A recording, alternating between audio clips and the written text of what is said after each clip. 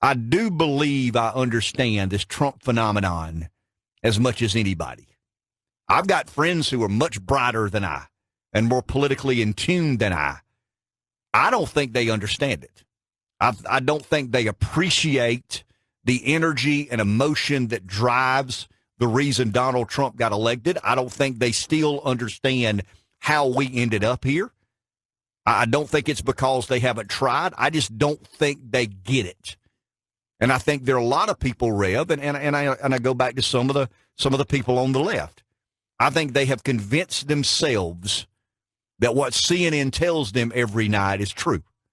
And they've convinced themselves that what MSNBC says every night is true. Now, in fairness, there's some on the other side who believe that what Fox News tells them every night is true. But I don't think anybody can deny the reality that we're dealing in a very different political time and era. And I think the 13 or 15 or $20 trillion question is, where do we go from here? I said it again, and I'll go on the record today. Donald Trump's not going to get beat in a reelection campaign.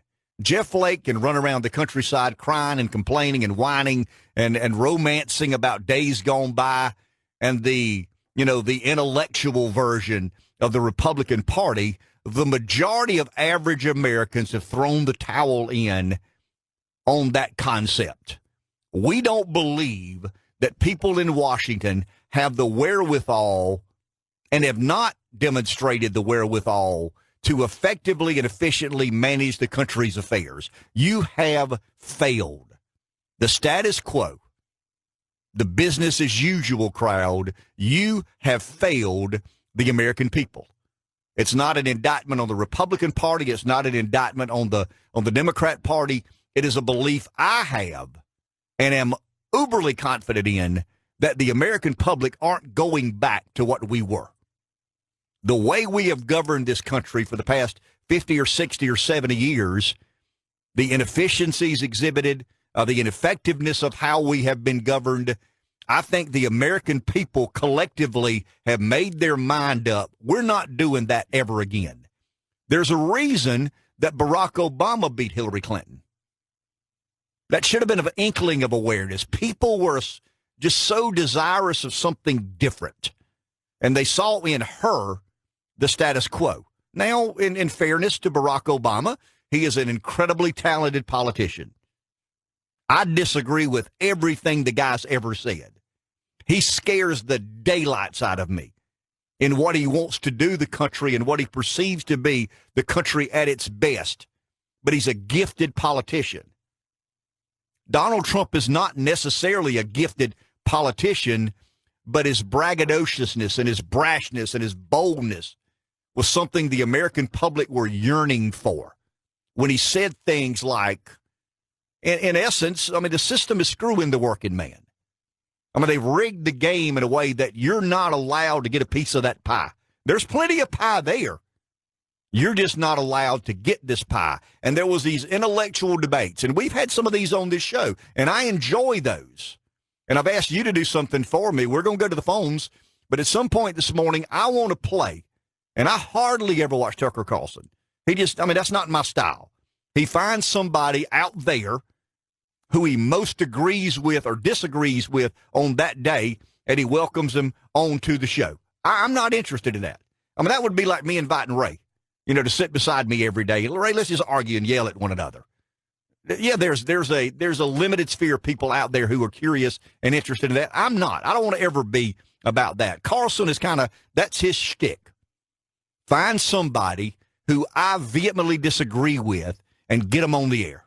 And let's just yell and scream at one another for the next, and kind of laugh at one another and mock one another and ridicule one another. I'm not doing that. I don't have any interest in that. I believe that my understanding of Trump, Rev, and I've never said this, I believe my understanding of Trump is as intellectual as it gets. He's not an intellectual. I'm not an intellectual. But I know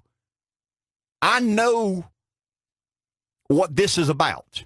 I am as sure as I'm sitting here that I clearly understand it. And I think I understand it far better than most. A little bit is because of my business background, my political background, the fact that I do this every single day for 3 hours. But a lot of it is gut.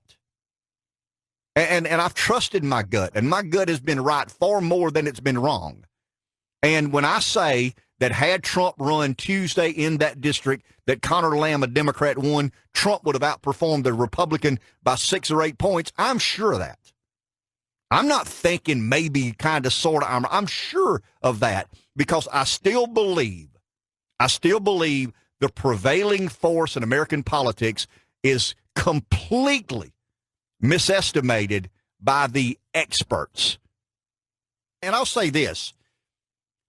When you talk about Hillary Clinton and Barack Obama, and you start going down the road of moral equivalency, I mean, let's talk about Ayers. Let's talk about Farrakhan. Let's talk about a lot of things that Barack Obama has been closely associated with or distantly associated with, and let's talk about the immorality there. Now here's the deal, and we don't even have to go down the Clinton road. I mean, if you're somebody who has ever cast a vote for either one of the Clintons and you question the morality of Donald Trump, you are a hypocrite. Let me say that again for clarity's sake.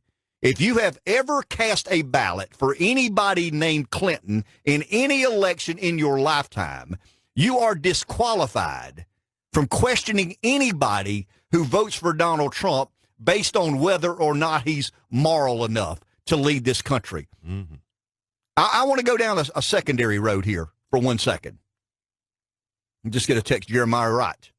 I mean, let's talk Jeremiah Wright a little bit. Yeah. You know, let's talk underground. I mean, let's talk about, you know, I mean, all the people that, but here's the deal, and we know this, and I have to remind you of this because I think it encourages the universe of which we live in. I know the majority of our listeners see the world in a similar way as I. I know you don't see it exactly the way I do, but we're kind of in the same fishbowl. We're in the same sandbox. You may be over there a little bit, and I may be over here, but in essence, we share a lot of similarities in what we believe is in this country's best interest. We have been forced to be razor sharp. We have been made to be self-aware. Why? Because the media challenges you and I every day at every turn. We don't get a pass. I mean, if we voted for Donald Trump, we'll never get a pass. If we believe in the right to life, we'll never get a pass. If we believe in the Second Amendment, we'll never get a pass. If we believe in limited government, we've got to be ready every day and vigilantly prepared every day to be confronted by, here we go, the media.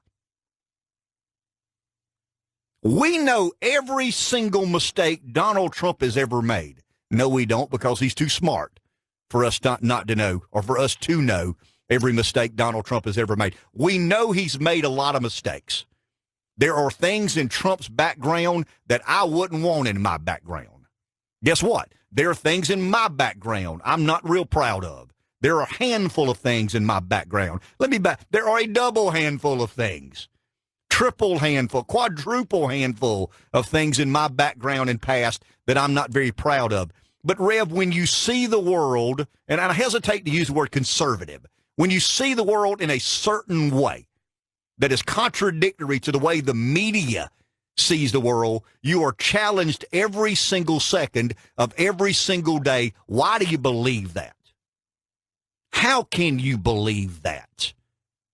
When you see the world as, and I'll use Ray as an example because he challenged us this morning. When you see the world as Ray sees the world, all you're told is you're seeing the world the right way, and the problem is these people that don't see the world as you do. That is the constant narrative from the media and all political forces that orchestrate a message almost in lockstep and unison. You and I are the problem. I mean, that's what Ray, in essence, is saying. You know, you and I voted for Trump. You and I allowed this guy who's got all this baggage to inhabit the White House. It's our fault. Well, see, they've been coached. They've been coached every single day of every single week of every single year of their life to believe that we're the problem. We're the problem with violence in schools. We're the problem with poverty. where the problem, when in essence, if you really want to honestly evaluate, the majority of the problems rest over there. Because everything they've ever told us the government would do, they made wrong calculations. So that's the perpetual challenge, and it's not ever going away. I use the analogy. We're the Yankees playing at Fenway Park.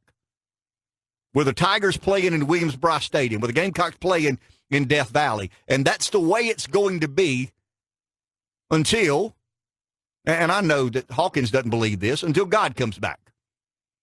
I read last night that Hawkins believes that in essence, and, I mean, bless the guy's heart who's got an in excess of 140 IQ. I mean, I'm a little bit envious of that. But he basically believed, Rev, that the world was generated from a dense spheric mass about the size of a tennis ball. And there was some spontaneous combustion that happened. And out of that came the eventual birth of a child.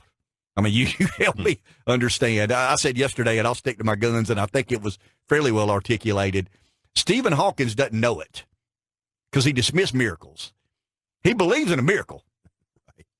He just doesn't believe in my miracle or your miracle. He believes in a miracle. Now he can rationalize with whatever IQ he's got or had, and but he doesn't believe in my miracle. Let's take a break. We're gonna get way behind. Let's take a break. We'll be back in a second. Thanks for listening. Enjoy this debate and conversation. Good morning, PD. Live 95. Thanks to Schofield's.